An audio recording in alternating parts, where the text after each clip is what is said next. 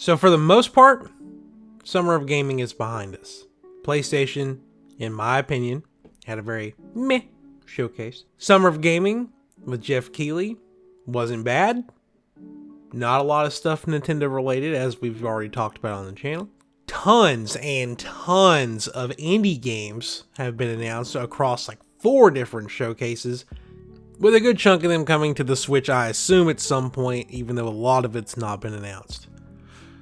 Microsoft pulls up yesterday and says, hey, we finally have all these games that we're going to show off in what I would consider one of the best Xbox showcases I've ever seen. You say, Mitch, this is a Nintendo show. Why are you talking about Xbox, PlayStation, and other stuff? And I get it. But we're still waiting. We're still waiting for the fabled June Nintendo Direct that has no release date, announcement, nothing to go along with it, other than the fact that for the 4th day in a row I've woken up to see June Nintendo Direct, or just Nintendo Direct, trending on Twitter and on Google Trends, where I get a lot of my information, and of course Switch 2 trending on all that stuff also.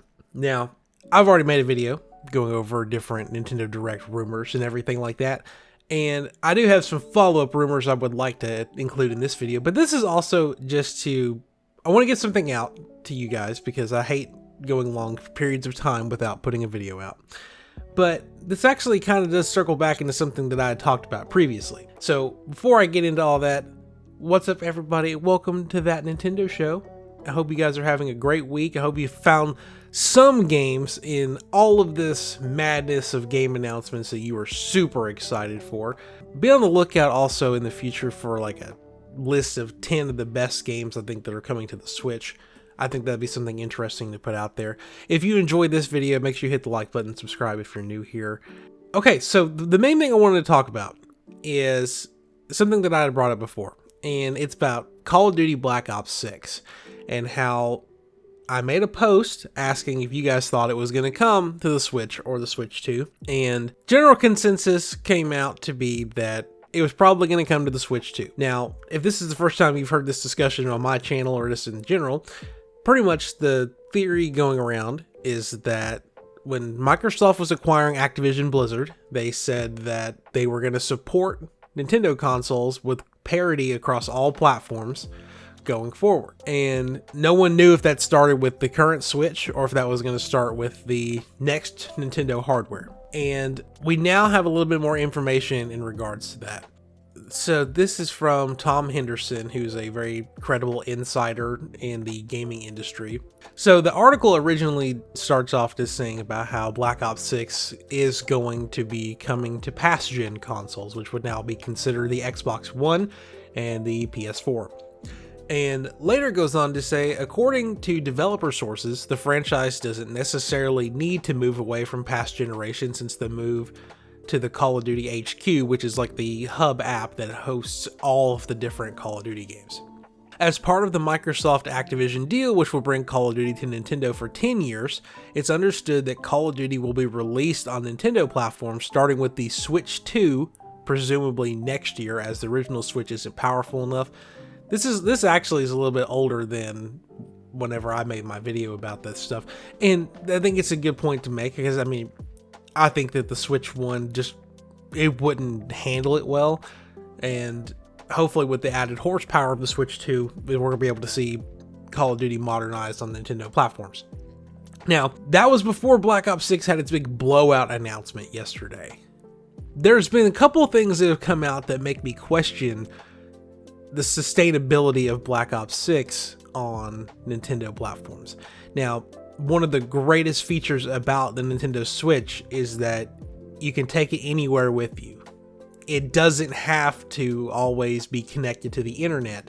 So like maybe if you wanted to play the campaign in your free time, or maybe play zombies or something, on your own, you could do that. You don't have to always be connected to the internet. Well, this came out from Eurogamer yesterday in an interview. Call of Duty Black Ops 6 is always online, including the campaign, because of continuous texture streaming. So the way that these newer Call of Duty games, and there's other games that do it too, is where they try to reduce the install size on the console by streaming the textures over the internet to the game. And there are settings you can tweak about like how much data it uses based off of what kind of graphics fidelity that you want on there. But yeah, it's an always online game, regardless if you're playing the campaign or zombies or or multiplayer, which isn't something that usually fits well with Nintendo Switch. Obviously, we don't know the exact specifics of Switch 2. We all assume that it's going to be a hybrid system that you can take anywhere. So maybe it comes down to, well, this game's only going to work if you are playing it at home, or if you're playing it somewhere that has a stable internet connections. This is not going to be like a road trip type of game. Even though, as I get older, I think to myself about how playing a first-person shooter in like a car or on a plane or something would give me like the worst motion sickness I've ever had. But that's just me. Anyone else might be fine with it. And I don't know. It's that part is really confusing to me. And then there's a follow-up to this that I think is going to be the biggest thing. Obviously, we don't know how much storage the Switch 2 is going to start with. All signs seem to point that it's going to be about 256. Obviously, internal memory takes up like 20 of that, so you get like 230 gigabytes of storage. Black Ops 6 estimated to have an install size of 309.85 gigabytes. Holy crap. Now, obviously, on the Switch, it won't take up as much memory because the graphics are probably not going to be as up to par as like the PS5 and the Series X versions. They're still going to probably look good, especially on the handheld and everything. But still, like, this definitely isn't going to be a cartridge game. You're going to have to install this over the internet. And so not only is it going to require a constant internet connection to stream the textures in, but it's also going to eat up practically all of your storage. And God help people on a Series S Xbox, because I mean, that if you've got a Series S, you get like 330 gigs to play with, and 309 of that's gone if you play Black Ops 6. Now, there are caveats to this. This might include the entire Call of Duty HQ suite of games, so this 309 might be including the 2 previous Modern Warfares. It could be including Warzone. No one knows, but if this is the ceiling for it, then wow, like that's crazy. And obviously, it'll be less on the Switch, but still, you're talking a ton of storage taken up by one game, which is notorious for Call of Duty. They do that a lot. But anyway, I wanted to bring all this to your attention to see what you guys think about Black Ops 6. I personally am super excited. I've always been a big Black Ops fan, and looks like we're getting a really good return to form. We're getting round-based zombies back, which is important to me. The multiplayer looks pretty clean. Hopefully we'll get a beta sometime soon. We get some deep dives on that, and I'm actually really pumped for this campaign because, in my opinion, Black Ops campaigns do it best. But yeah, that's super excited for Black Ops 6. That was kind of like the big announcement on the Nintendo side yesterday. Obviously, with it being a Microsoft showcase, there wasn't a lot of stuff that got announced for the Switch 2 or Nintendo Switch in general. There were some other games that did get announced that are also coming to PlayStation that I can imagine will eventually creep out onto the Switch also.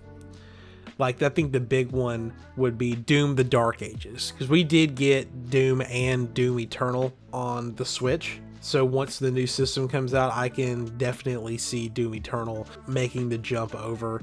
And there's just a couple other ones, like Life is Strange Double Exposure and Mixtape. I mean, and it's possible that Dragon Age The Veilguard show up. There's other third-party games too, but I'm sitting here thinking about how graphically intense those are and how they might not be a good fit. But either way, on to like the Nintendo Direct discussion. We pretty much covered a lot of stuff about what we expect is going to show up. And just to kind of hit up on a couple things that seem to have been circulating and actually kind of following up to stuff that we had already predicted. There were some rumblings going around that maybe this is the year that Star Fox comes back, with this kind of being the swan song year of the Nintendo Switch. Everything is kind of turning into being a remaster / remake of something. And now we've got talks of Star Fox Assault HD, which is something that I think would be awesome to come out on the Switch. Star Fox Assault was one of the two great, in my opinion, Star Fox games that came out on the GameCube. Star Fox Adventures, the dinosaur one, was, I mean, it was cool. It was different. It was way different than your typical Star Fox game. And the Star Fox Assault comes out, and it's like your typical Star Fox game, but it's got, you know, local multiplayer. It's got a pretty solid campaign, 4-player co-op. Like that's the kind of game that the Switch needs, in my opinion. And I think that game getting a fresh coat of paint over it, with maybe some online multiplayer instead of it being locked to just playing on split screen, which split screen, nothing wrong with split screen, but you think about how many people don't have people at home to play with, and playing online would be a way better form for that. I think it would be awesome to have that option. And man, I just remember being so obsessed with Star Fox Assault when I was a kid. I was constantly renting it from Movie Gallery, if that shows how old I am. But anyway, let's talk about some of these other quick rumors. So according to Nate the Hate, who is a pretty credible leaker, I would say, he does get a couple things wrong. Has been hearing rumors about Kid Icarus Uprising, which is a 3DS Kid Icarus game, coming to Switch. And this is something we've talked about on the channel also. A lot of people seem to be really excited about the idea that Kid Icarus returns in some way. And I think that's very fair. Like, Kid Icarus Uprising, in my opinion, is very held back by the handheld, or by the 3DS. And I don't mean any disrespect towards the 3DS, but it's kind of falls into a similar vein of how we sometimes feel about the Switch now, where it's just not powerful enough. And I think that game was kind of held back by the limitations of the 3DS at the time. And so maybe getting a fresh coat of paint on it and bringing it up to more modern hardware for it will go a long way to really help preserve and freshen up that game. And maybe they can do something to help fix some of the controls with it also. It was something that I remember, I think they did a demo for Kid Icarus Uprising, and I did check it out through that. Or I've checked it out in some form, but I never bought it. And I think it was mostly because of the way that the game played that I was not interested in. So hopefully a more modern version will fix all of that.